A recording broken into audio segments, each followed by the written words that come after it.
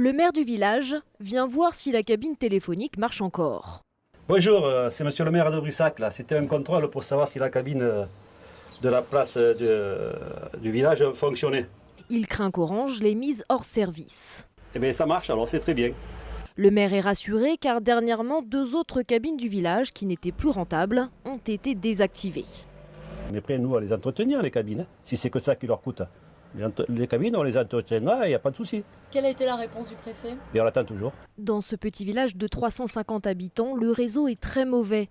Alors les cabines téléphoniques sont un lien sûr qui les relie au secours, notamment lors d'épisodes de fortes intempéries. Les portables, les Internet, tout ça, ça te passe un coup sur deux.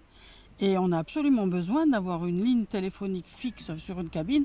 En cas d'urgence, s'il y a quelque chose, il faut qu'on puisse prévenir. À quelques kilomètres de là, même problème. Ici, la cabine téléphonique a été enlevée par Orange il y a 6 mois et jamais remplacée. Pourtant, celle-ci était très utile pour le petit village. Les touristes et les habitants s'en servaient.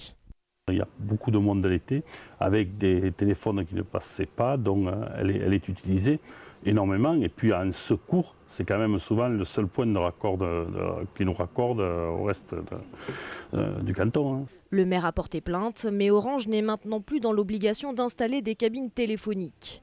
Le village restera donc déconnecté, le temps d'améliorer son réseau de téléphonie mobile.